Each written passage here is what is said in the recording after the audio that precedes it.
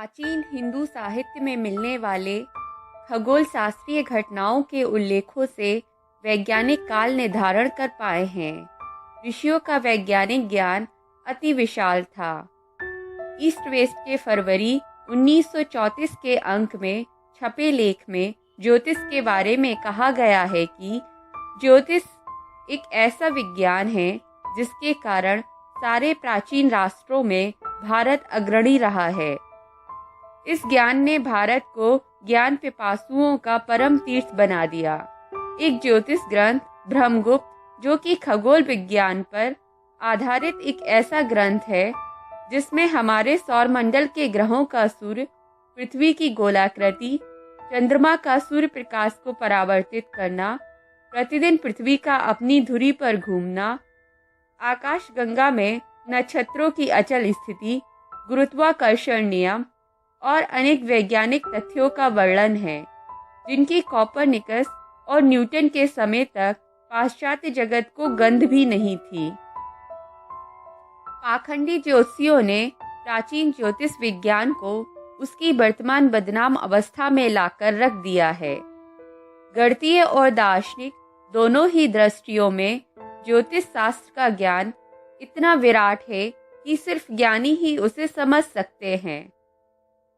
सृष्टि के सभी अंग एक दूसरे से जुड़े हुए हैं और एक दूसरे पर प्रभाव डालते हैं। परस्पर आदान प्रदान ही ब्रह्मांड की संतुलित गति का आधार है। मनुष्य को अपने मानवीय स्तर पर दो प्रकार की शक्तियों का सामना करना पड़ता है। प्रथम, पृथ्वी, जल, अग्नि, वायु और आकाश के मिश्रण से उसके भीतर उत्पन्न क्षुब्ध था।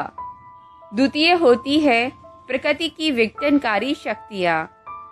जब तक मनुष्य मानव शरीर की सीमा में रहता है तब तक पृथ्वी और अंतरिक्ष में होने वाले असंख्य परिवर्तनों का असर उस पर होता रहता है।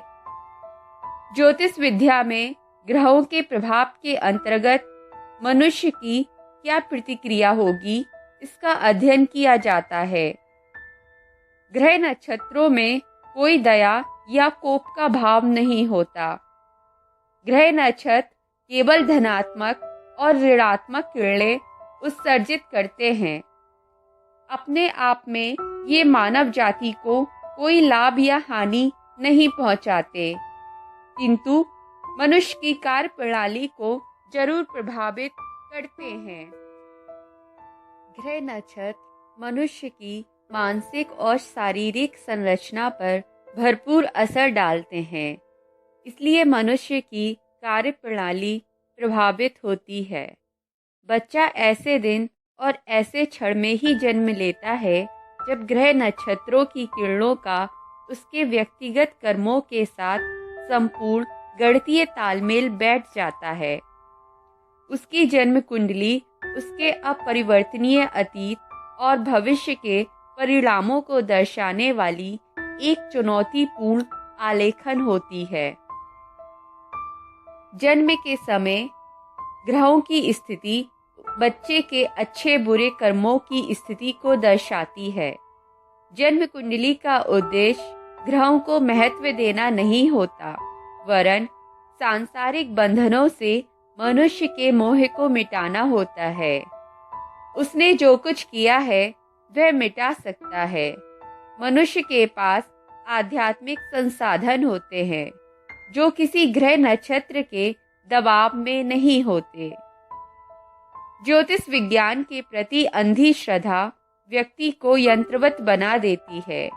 मूर्ख व्यक्ति कुंडली को देखकर रोता है, जबकि बुद्धिमान व्यक्ति जानता है कि वह ईश्वर में निष्ठा रखकर अपने अतीत के बुरे कर्मों यानी कुंडली के ग्रहों को मात दे सकता है। मनुष्य को जितना अधिक परमात्मा के साथ अपनी एकात्मकता का ज्ञान होता है, उतना ही प्रकृति पर उसका प्रभाव कम हो जाता है। आत्मा सदैव मुक्त है, वह अमर है। उस पर ग्रह नक्षत्र कभी शासन नहीं कर सकते। ईश्वर स्वयं सामंजस्य है। उसके साथ जो भक्त अपना सुर मिला लेता है वह कदापि कोई गलत काम नहीं कर सकता। उसके सारे कार्यकलाप अपने आप ही ज्योतिष के नियम के अनुसार सही समय पर होंगे। गहन प्रार्थना और ध्यान के बाद वह अपनी दिव्य चेतना के संपर्क में होता है। उस आंतरिक सुरक्षा से बढ़कर कोई शक्ति नहीं है। पूज्य गुरुदेव, तब आप मुझे ज्योतिष संबंधी कड़ा पहनने के लिए क्यों कह रहे हैं? परमहंस योगानंद ने अपने गुरु युक्तेश्वर जी को बीच में टोकते हुए कहा। दरअसल यह प्रसंग अभी शुरू ही हुआ था, जब युक्तेश्वर जी ने अचानक ही परमहंस योगानंद को ग्रहों की शांति के निवारण हेतु एक कड़ा पहनने की सलाह दी थी। गुरु युक्तेश्वर जी ने फिर से परमहंस योगानंद को समझाते हुए कहा, जब यात्री अपने गंतव्य स्थान पर पहुंच जाए उस समय यदि वह नक्शों को फेंक देता है तब ठीक है। यात्रा के दौरान जो भी सुविधाजनक छोटा रास्ता मिले वह ले लेना चाहिए। कर्म नियम में कुछ ऐसे भौतिक घटक हैं जिन्हें ज्ञान की उंगलियों से कुशलता पूर्वक इधर उधर करके अपने अनुकूल बनाया जा सकता है। मनुष्य के सारे दुख, सारे कष्ट किसी न किसी प्रकार से प्रकृति के नियमों का उल्लंघन करने के कारण ही पैदा होते हैं।